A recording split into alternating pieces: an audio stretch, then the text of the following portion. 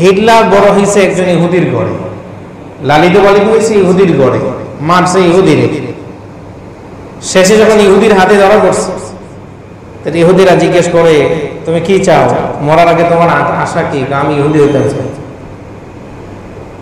ইহুদিরা মজা করে বলে, চান্দু যতই তুমি আমাদেরকে মন গলানোর চেষ্টা করো, তুমি যে কি পরিমাণের ক্ষতি আমাদের করছো, এখন ইহুদি হয়ে গেলে তোমাকে ছেড়ে দেব না। হিটলার বলে, আমি জানি আমাদের ছাড়বি না। তো জানার পর ইহুদি কেন হতে চাও? মরার আগে এটা দেখে যেতাম যে আরেকটা ইহুদি মরছে। আমি ইহুদি এই জন্য হতে চাই যে আরেকটা ইহুদি মরছে, এটা আমি দেখে যেতে চাই, মানে আমি ইহুদি হয়ে মরলাম। এই পরিমাণের ঘৃণা ছিল। কেন? যে তারা যেখানে গেছে সেখানেই বিশৃঙ্খলা সৃষ্টি করছে, যেখানে গেছে।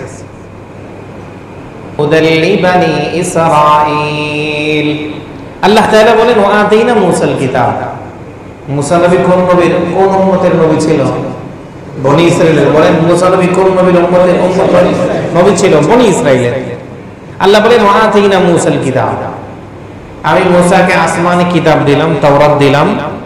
ওয়া জাআলনাহু হুদান, এবং এই তাওরাতকে বানালাম পথ প্রদর্শক, লিবানি ইসরাইল, বনি ইসরাইলের জন্য, যে তাওরাতকে আঁকড়ে ধরবে, পথভ্রষ্ট হবে না, বলে দিলাম। এবং বললাম, আল্লাহ তাত্তাখিদু মিন দুনি ওয়াকিলা, আমাকে ছাড়া কাউকে রব মানবে না, বলে দিলাম। কিন্তু এরপর কি করছে তারা? নিজেদেরকে একজন জাদুঘরের জাদু দেখে তারা পথভ্রষ্ট হয়ে গেছে। নবী মূসা গেছেন আল্লাহ তাআলার কাছে কিতাব আনতে, নিজের ভাই হারুনকে দিয়ে গেছেন, আমি তো 40 দিনের জন্য চলে যেতেছি তুর পাহাড়ে, তুমি বনি ইসরাইলের দেখভাল করবা। 40 দিন পরে আয়সা দেখে বনি ইসরাইলের বেশিরভাগ মানুষ গুম হয়ে গেছে। কয়দিন মাত্র? 40 দিন। আমাদের নবী দুনিয়া থেকে বিদায় হয়েছেন কত বছর? কত শত? এক কথায় 1500 বছর প্রায়। আমরা যারা এখানে আছি, আমরা মানি, বিশ্বাস করি, এটা আমাদের ঈমান, যে আল্লাহ ছাড়া কোনো মাবুদ নাই, আল্লাহর জায়গায় কাউকে বসানো যাবে না। 1500 বছর পরেও যদি আমাদের নবীর শানে কেউ কোনো কটূক্তি করে, সামান্য কথা বলে, কথা ঠিক না? আর 40 দিন পরে আসছে, আয়েশা দেখে বনি ইসরাইল অর্ধেকের বেশি তারা নাফরমান হয়ে গেছে। মুসা নবীর রাগ বেশি, নিজের ভাইয়ের হারুন আলাইহিস সালাতু ওয়াস সালামের দাড়ির মধ্যে ধরছে। তোমার দায়িত্ব দিয়ে গেলাম বনি ইসরাইলকে দেখাশোনা করার জন্য, কেউ যাতে পথভ্রষ্ট না হয়, এই কাজ কেন করলে? হারুন আলাইহিস সালাম বলেন, আমি যথেষ্ট চেষ্টা করছি, ওরা আমারে মারতে আইয়ে। যে জাতি নিজে নবীকে, নিজেদেরকে নবী, তাদেরকে তাওহীদের শিক্ষা দেওয়ার জন্য, শিরিক থেকে বাঁচানোর জন্য তালিম দিতে গেলে মারতে আসে, সে জাতি উম্মতে মুহাম্মাদীকে সুযোগ পাইলে মারবে না, এটা যারা বিশ্বাস করে তারা ঘুমের ঘরে আছে। কথা ঠিক না? এই জন্য আমাদের দরকার, আমাদের অবস্থান থেকে, আমাদের জায়গা থেকে দিলের ভিতরে যত প্রকারের ঘৃণা আছে এবং যত প্রকারের কথা আছে আল্লাহ তাআলার কাছে বলা। উপায় তো নাই, আমাদের কাজ ছিল তাদের পাশে, তাদের কাঁধে কাঁধ মিলিয়ে তাদের বিরুদ্ধে, ফিলিস্তিনের পক্ষে, ইসরায়েলের বিপক্ষে দাঁড়ানো। আমাদের নাই এটা। অনেকে এটা মনে করে করতেছে যারা করো, এটা তো আমাদের কাজ না। ভাই আপনি বিশ্বাস করেন, রাসূল বলেন, যার দিলের মধ্যে জিহাদের তামান্না নাই সে মুনাফিক হয়ে মরবে, কোনো সন্দেহ নাই। যার দিলের মধ্যে জিহাদের তামান্না নাই সে আমার দলের অন্তর্ভুক্ত না। শুধু হাতে অস্ত্র নিয়ে জিহাদ করার নাম জিহাদ না। মুজাহিদদেরকে সমর্থন করা, তাদেরকে রসদ যোগানো, এটাও জিহাদের অন্তর্ভুক্ত।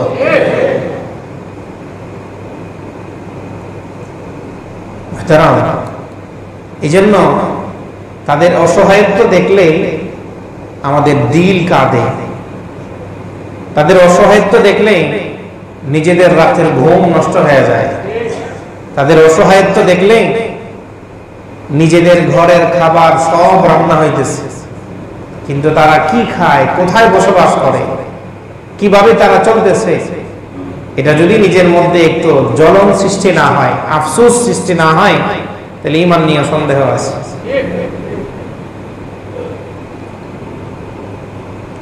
আল্লাহ তাআলা বলেন যুগ যুগ ধরে চেষ্টা করছে ফিলিস্তিনকে শেষ করার জন্য।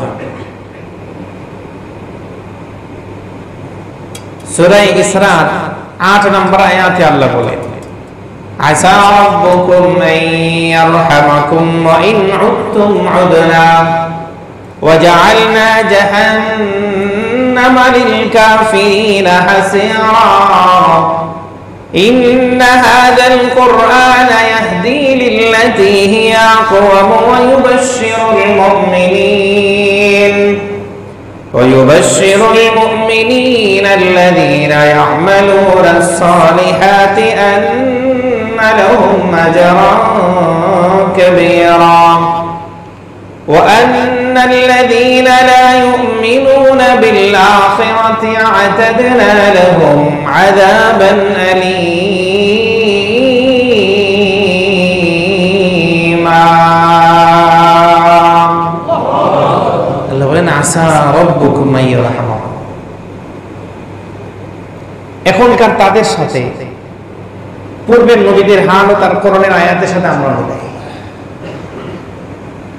জমিন কাঁপতেছে, পানি নাই, খাবার নাই, বৃষ্টি নাই, কিচ্ছু নাই, পোশাক নাই, তো উম্মত এসে নবীর কাছে আসবে মাতা নাসরুল্লাহ, আল্লাহর সাহায্য কখন আসবে? আল্লাহ বলেন আম হাসিবতুম আন তাদখুলুল জান্নাহ। আমরা দেখি ফিলিস্তিনের মুসলমানদের লাশ, আল্লাহ দেখেন তারা শহীদ হয়ে জান্নাতের বাগান। সুবহানাল্লাহ। আমরা দেখি ফিলিস্তিনের মুসলমানদের সামনে পানি নেই, আল্লাহ বলেন তাদের জন্য জান্নাতের শরাব অপেক্ষা করতেছে। আমরা দেখি ফিলিস্তিনের মুসলমানদের বাড়িঘর নাই, শহর নাই, সব শেষ হয়ে গেছে, কিন্তু যদি অন্য অ্যাঙ্গেলে ভাবি, আল্লাহ তাআলা বলেন তাদের জন্য আমার জান্নাতের ঘরগুলো তৈয়ার। আম হাসিবতুম আন তাদখুলুল জান্নাহ। এই দুনিয়াতে যত মানুষ দুনিয়াতে আগমন করে, যার দিলের মধ্যে ঈমান আছে, সে দিলে দিলে তামান্না করে আমি জান্নাতি হব, তামান্না করে কি করে না? আম হাসিবতুম আন তাদখুলুল জান্নাহ। রব্বুল আলামিন বলেন তোমাদের দিলের মধ্যে তামান্না হলো তোমরা জান্নাতের মধ্যে প্রবেশ করবে, তবে জান্নাতের মধ্যে প্রবেশ করার আগে তোমাদের কতগুলো কাজ সম্পাদন করতে হবে। আম হাসিবতুম আন তাদখুলুল জান্নাতা ওয়া লাম্মা ইয়াতিকুম মাসালুল লাযীনা খালাউ মিন ক্বাবলিকুম। পূর্বের উম্মতের কিছু দৃষ্টান্ত আল্লাহ বলেন পূর্বের উম্মতের উপর অনেক মুসিবত আসছিল, তোমাদের উপর আসবে। ولما يأتكم مثل الذين خلوا من قبلكم আল্লাহ বলেন মাসাতহুমুল বাসা ওয়াদ-দাররা ওয়া যুলজিলু। মাসাতহুমুল বাসা ওয়াদ-দাররা, আল্লাহ বলেন তাদের মুসিবত আসছে, খাবার নাই, পানি নাই, ঘর নাই, সব শেষ হয়ে গেছে। ওয়া যুলজিলু, তাদের পা কাঁপতেছে। এর অর্থ হলো আল্লাহ তাআলা বলেন তৎকালীন জমানায় মানুষের পা কাঁপছে ক্ষুধার কারণে।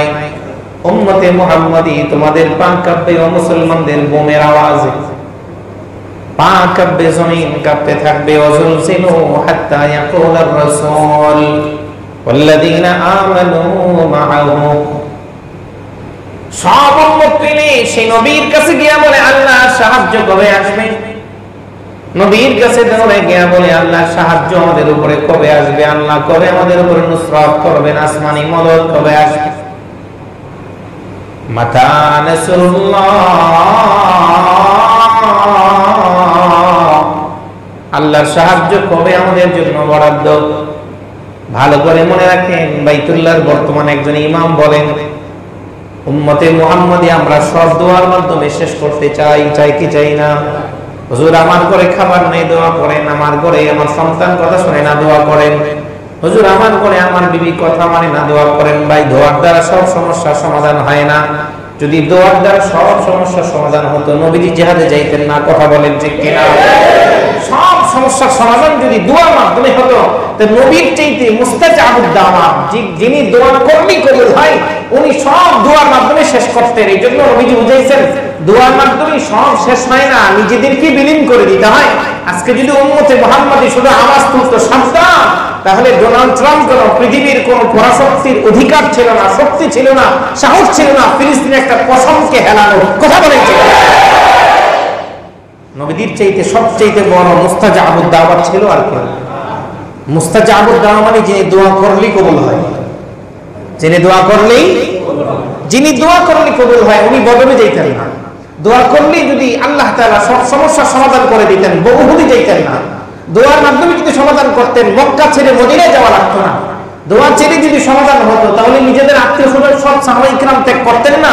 দোয়ার মাধ্যমে যদি সমাধান হতো, হুনাইনে সাহাবায়ে কিরাম কাফেরদের মুখোমুখি হতেন না। দোয়ার মাধ্যমে যদি সমাধান হতো, 46টা যুদ্ধ হতো না। কথা বলেন ঠিক না? তাহলে আমরা চাই দোয়ার মাধ্যমে সব শেষ করে দিতে। ইয়াসির আদ-দুসাইরি বাইতুল্লাহর একজন বর্তমান ইমাম, উনি বলেন উম্মতে মুহাম্মাদি দোয়ার মাধ্যমে সব সমস্যার সমাধান যদি হতো, তাহলে সবচেয়ে বড় দোয়া কবুল হতো নবীজির, সব দোয়ার মাধ্যমে শেষ করে দিতেন। এজন্য দোস্ত আহবাব, আমরা নিজেদেরকে যে কোনো সময় যে কোনো হালতে ডাক আসতে পারে, অথবা আমরাও যে অবস্থার মধ্যে আছে আমরা কিন্তু নিরাপদ না। আমরা নিরাপদ? ভারতের এস জয়শঙ্কর বলে দিল্লির চাইতে, ভারতের চাইতে বাংলাদেশের কল্যাণ কেউ কামনা করে না। এটা 1 নম্বরে ডাকা মিথ্যা কথা। ওদের চাইতে আমাদের ক্ষতি বেশি কেউ করে নাই, করবেও না। কারণ সবচেয়ে বড় হলো তারা হিন্দু, তারা আমাদের কখনোই খাঁটি বন্ধু হতে পারে না। অমুসলমান মুসলমানের বন্ধু যদি দাবি করে, তাহলে 1 নম্বরের এটা ধোঁকাবাজা, মিথ্যা। ওরা যে কোনো সময় গাদ্দারি করে, যে কোনো দলের, যে কোনো মাযহাবের এবং যে কোনো ধর্মের বিশ্বাসী হোক না, সে যদি মুমিন না হয়, সে যে কোনো সময় মানুষের চোখ উঠাবে।